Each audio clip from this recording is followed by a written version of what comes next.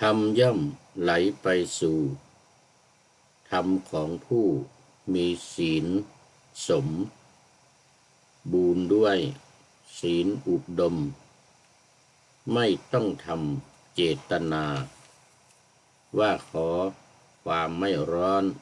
จงเกิดย้อนแก่เราหนาภิกษุทั้งหลายจ๋าข้อที่ความไม่ร้อนรนเกิดแก่บุคคลผู้มีศีลอยู่สมบูรณ์ล้นมีศีลเป็นมงคลนี้ย่อมเป็นธรรมดาภิกษุทั้งหลายดูบุคคลผู้ไม่หันษาไม่ต้องทำเจตนาว่าขอความปราโมทย์จงเกิดขึ้นแก่เราทีข้อที่ความปราโมทย์ทรงผลแก่ผู้มั่นคงในศีลเป็นธรรมดาขอถวายความนอบน้อมแด่พระรัตนตรัยมีพระพุทธเจ้าเป็นต้นขอถวายความเคารพพระมหาเถระพระเถรานุเถระเจ้าคณะพระสังฆาธิการทั่วโลกมีพระเดชพระคุณพระธรรมเสนาบดีรองเจ้าคณะภาค7วัดพระธาตุดอยสุเทพเป็นต้นและขออำนวยพรแด่ท่านผู้ฟังท่านผู้ชมสาธุชนพุทธบริษัททั้งหลายวันนี้รายการธรรมะหลังธรรมวัดเย็นของวัดพระธาตุดอยสุเทพมีพระเดชพระคุณหลวงพ่อพระธรรมเสนาบดีเป็นประธานออกอากาศทางสถานีวิทยุพระพุทธศาสนาแห่งชาติและจริยธรรมวัดพระธาตุดอยสุเทพมีพ่อครูวรรณลบนามวงพรหมเป็นผู้อำนวยการอาจารย์พระมหาประสิทธิ์ประสาธิโกเป็นหัวหน้าสถานีและอาตมาภาพพระครูปริยัติยานุศาสตร์เป็นผู้บรรยาย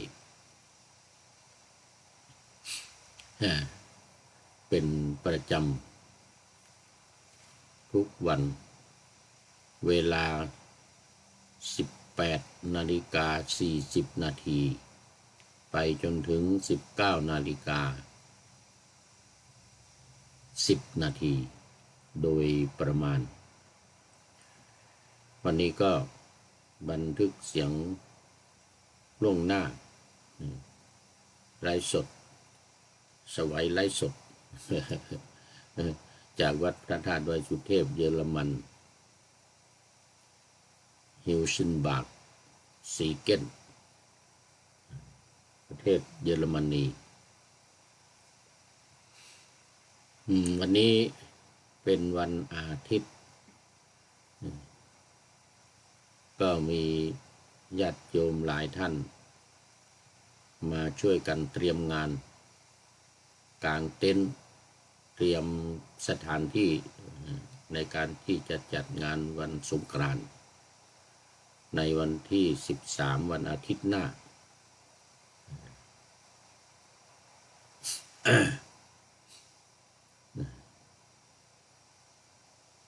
วันนี้ก็มีคุณโยมประชิต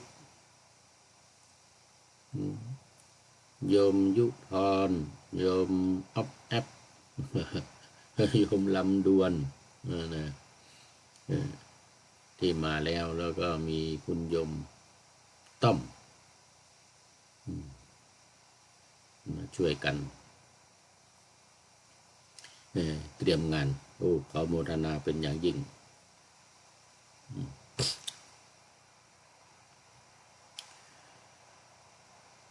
แล้วก็ถือโอกาสนี้ประชาสัมพันธ์ให้กับญาติโยมที่อยู่ในเยอรมันได้รับทราบว่าวันที่13วันอาทิตย์ที่13ซึ่งเป็นวันสงกรานต์ นี้ทางวัดจะได้จัดงานการเฉลิมฉลองวันลอยกระทงเดี๋ยววันสงกรานต์ จะกลายเป็นลอยกระทงอีกแล้ววันสงกรานต์ประจำปีพุทธศักราช 2568 หรือ 2025 มาทางนี้มันต้องว่าสองอย่างว่าทั้งพุทธศักราชแล้วก็คริสตศักราชด้วยที่อยู่ได้มาร่วมกันในวันที่ 13 เมษายนที่จะถึงวันอาทิตย์หน้านี้กิจกรรมก็จะมีการทำบุญตักบาตรมีการเจริญพระพุทธมนต์และถวายผ้าป่าทอดผ้าป่าในตอนบ่ายนอกจากนี้ก็ญาติโยมที่จะมาร่วมกันทำบุญอุทิศส่วนกุศลไปให้แก่ผู้ล่วงลับดับขันปู่ย่าตายายญาติสนิทมิตรสหายเนื่องในโอกาสวันสงกรานต์วันมงคลนี้ก็ตามอัธยาศัยตามประเพณีและตอนนี้ก็เข้ามาสู่เนื้อหาสาระของธรรมะประกอบกับการปฏิบัติทำกรรมฐานขณะที่พระเดชคุณหลวงพ่อกำลังนำพระธรรมเสนาบดีรองเจ้าคณะภาค 7กำลังนำพระภิกษุสงฆ์สามเณรอุบาสกอุบาสิกาศรัทธาญาติโยมทำวัดเย็นสวดมนต์เย็นไหว้พระธาตุสักการะบูชาพระบรมธาตุแล้วก็ทำสมาธิภาวนาอยู่ขณะนี้เป็นสมถกรรมฐานโดยการบริกรรม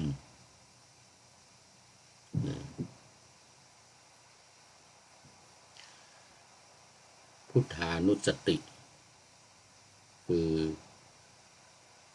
บริกรรมว่าพุทโธพุทโธพุทโธหนึ่งในสามอย่างคือปริกรรมะนัยยะการบริกรรมขณนานัยยะการนับใครจะนับนั่งนับก็ได้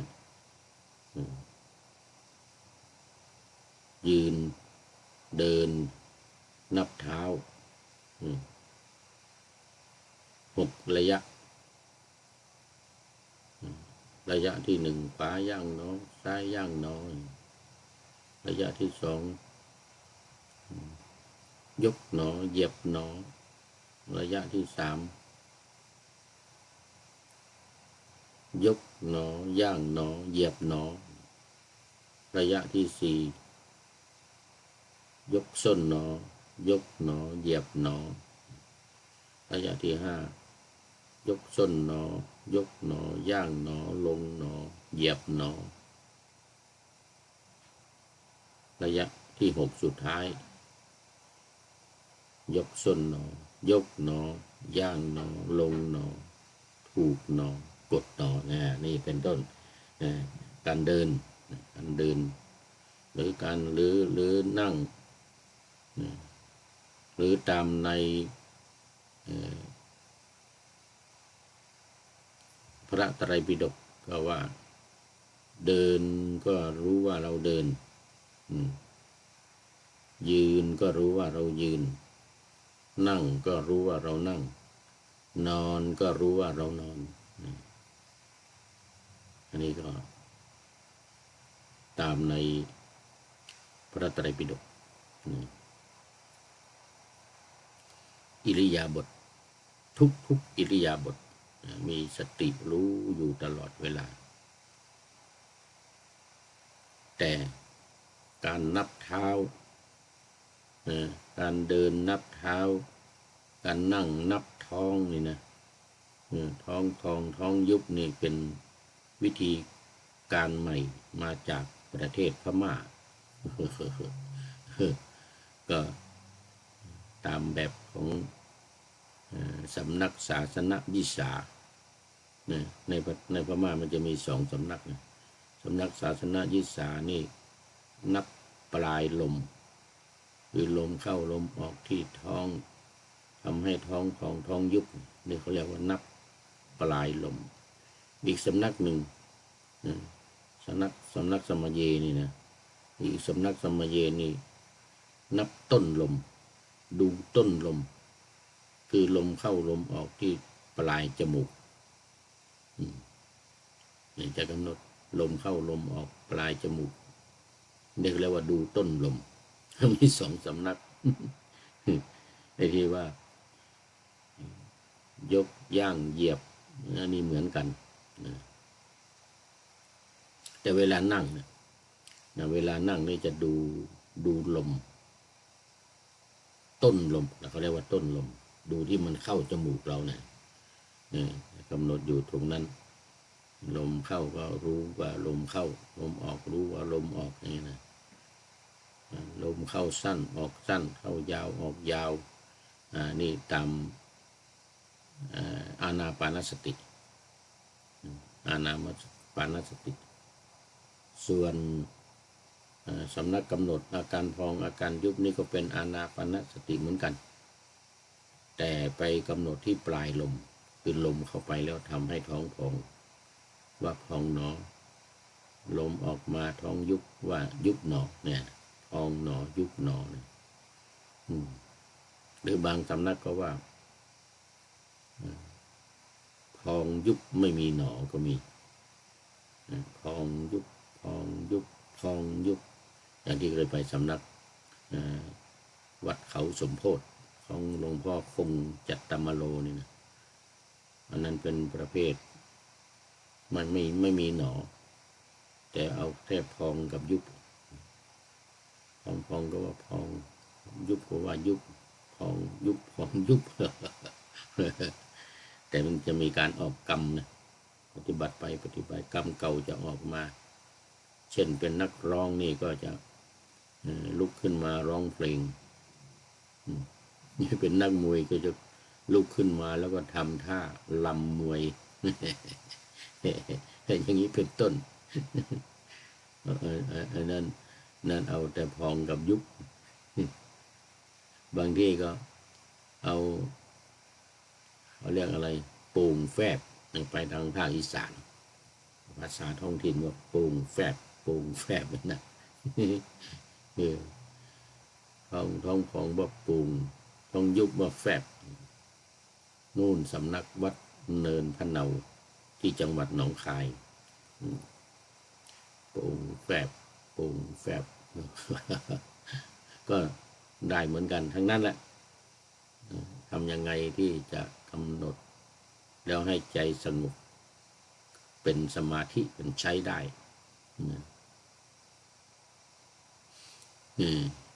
อย่างที่เคยเล่าให้ฟังเนนวัดฝายหินกำหนดมีว่าพ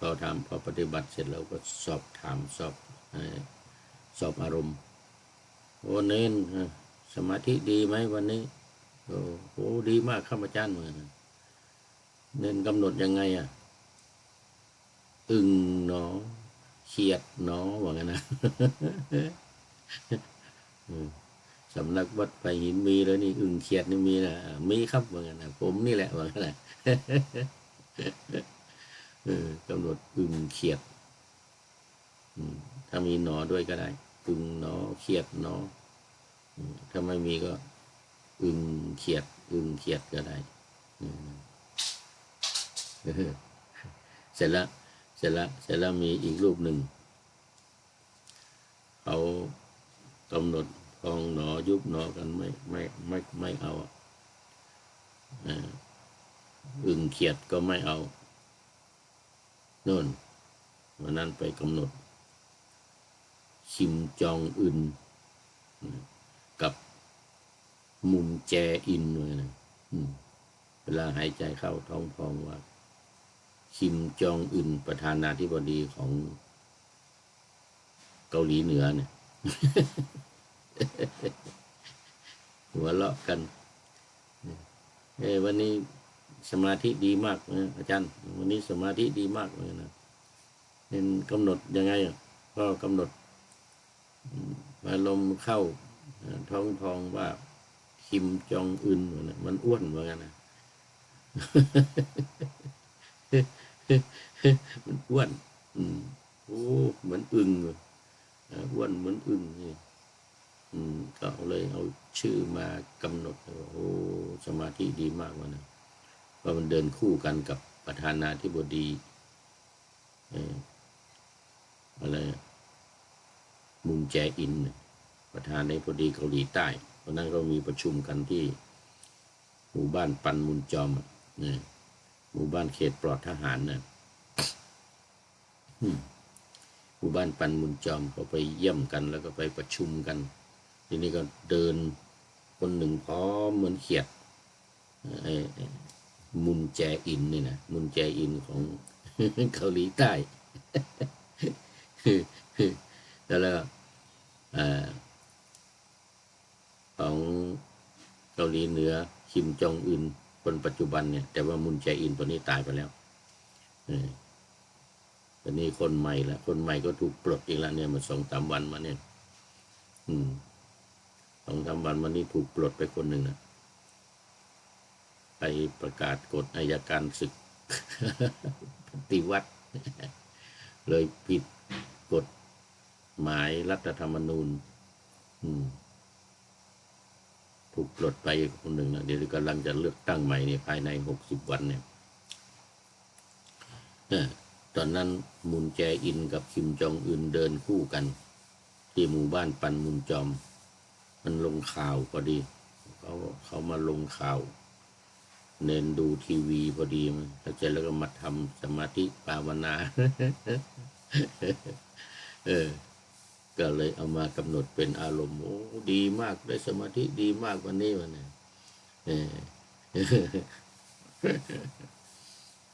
เราก็ว่าแปลกดีเหมือนกันแต่ว่ามันไม่เป็นไรหรอกเอาเป็นว่าให้จิตสงบเป็นสมาธิก็แล้วกันทำยังไงก็ได้ให้จิตสงบเหมือนกับที่หลวงพ่อเจ้าคุณภาวนาวัดลำเปิงเล่าให้ฟังมีลูกศิษย์คนหนึ่งเป็นทหารมาปฏิบัติบอกให้กำหนดขวาย่างหนอซ้ายย่างหนอไม่เอาจะเอายังไงเอากำหนดขวาย่างเว้ยซ้ายย่างเว้ย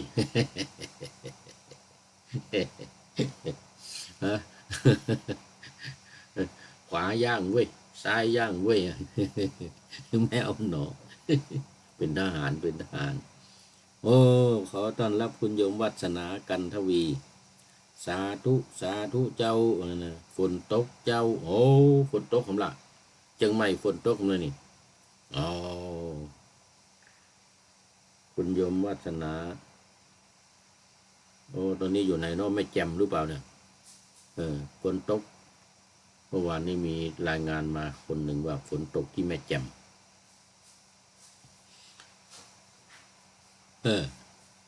คุณโยมวัฒนากันทวีสาธุฝนตกแต่ที่นี่ไม่ตกอุณหภูมิวันนี้ที่นี่ต่ำสุด0 องศา0 องศานี่ต่ำสุดเดี๋ยวคืนนี้ตอนกลางคืนขณะนี้5 องศาแล้วก็สูงสุดในตอนกลางวันเดี๋ยวสักประมาณบ่ายโมงบ่ายสองนี่จะประมาณ9 องศาสูงสุดนี่9 องศาในเวลาบ่าย4 โมงนู่น บ่ายสามบ่ายสองบ่ายสามบ่ายสี่นี่7 องศา8 องศา9 องศาสูงสุดบ่าย4 โมงเย็น5 โมงเย็นถึง6 โมงเย็นโอ้3 ชั่วโมงเลยสูงสุดแต่ว่าขณะนี้5 องศาพอที่โน่นฝนตกกราบสาธุเจ้าฝนตกไม่หยุดเลยเจ้าวันโอ้สาธุสาธุต้องต้องระวังเนอะเป็นหวัดเนอะเป็นหวัดเนอะฝนนี่นะละอองฝนนี่จะทำให้เป็นหวัดโอ้ดีนะฝนตกจะได้เย็นจะได้ชุ่มเย็นลงเพราะว่าอากาศที่อากาศทางกรุงเทพทางเชียงใหม่ร้อนเชียงใหม่วันนี้26 องศาสูงสุด36ต่ำสุด23นี่ที่เชียงใหม่แต่ว่ามีฝนตกดีแล้วจะได้ไม่ร้อนคลายร้อนลงบ้างในกรุงเทพ34นะ34สูงสุด36ต่ำสุด27ตกลงว่าเยอรมันนี่หนาวกว่า เยอรมันนี่หนาวกว่าก็มาสู่เนื้อหาสาระของวันนี้ในหัวข้อธรรมย่อมไหลไปสู่ธรรมนี่ธรรมย่อมไหลไปสู่ธรรม มาในเอกาทัศกวรรค ขออภัยเอกาทัศกวรรคอังคุตรนิกายพระสุตตันตปิฎกเล่มที่24เล่มที่24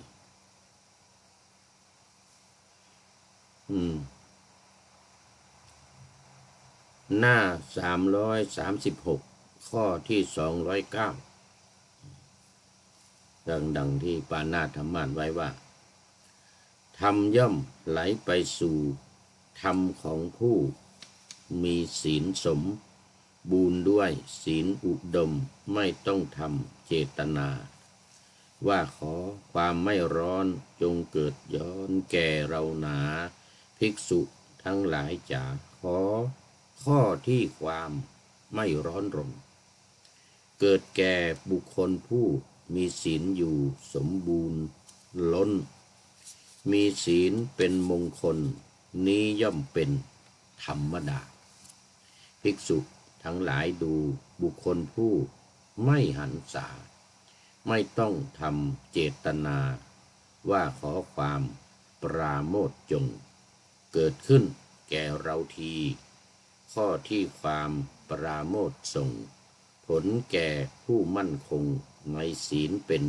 ธรรมดาเป็นธรรมดาอันนี้ก็เป็นเรื่องของศีลธรรมคนที่มีศีลธรรมมีจิตใจเยือกเย็นสุขุมคัมภีรภาพอันนี้เป็นเรื่องธรรมดาเลยไม่มีความเดือดร้อนใจไม่มีความวุ่นวายเพราะว่ามีศีลเป็นปกติคำว่าศีลเนี่ยแปลว่าปกตินะ ขออภัยใจความก็คือภิกษุทั้งหลายบุคคลผู้มีศีลสมบูรณ์แล้วด้วยศีลไม่ต้องทำเจตนาว่าขอความไม่เดือดร้อนจงเกิดขึ้นแก่เราเถิดภิกษุทั้งหลายข้อที่ความไม่เดือดร้อนเกิดขึ้นแก่บุคคลผู้มีศีลสมบูรณ์แล้วด้วยศีลนี้เป็นธรรมดา ขอไปท่านอาจารย์มหาพงษ์ยศคำกราบสาธุครับผมสาธุเดี๋ยวต้องไปดูอันนี้ก่อนเด้ออะไรโปรไฟล์อาจารย์มหาสมพงษ์มหาสมพงษ์ยศคำ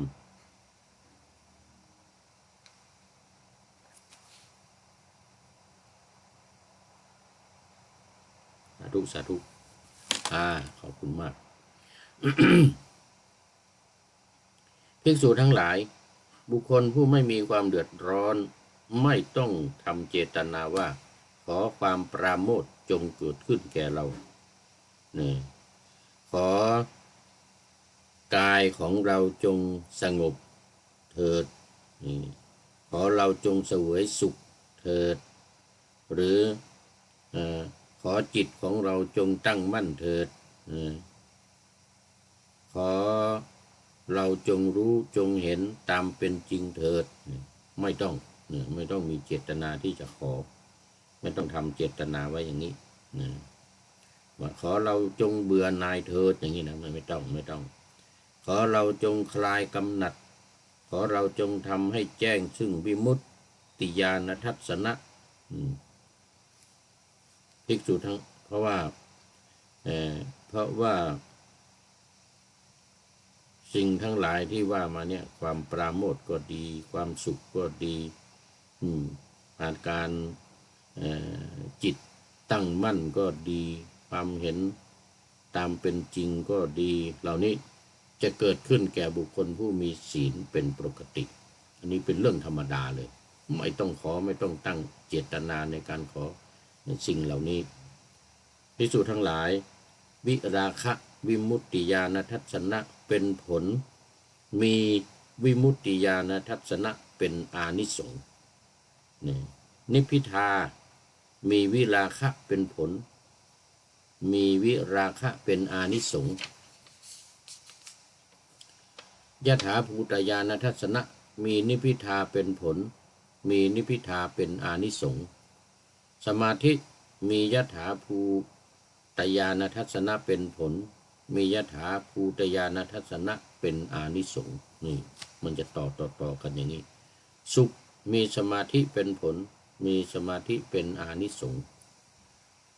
ปัสสัทธิมีสุขเป็นผลมีสุขเป็นอานิสงส์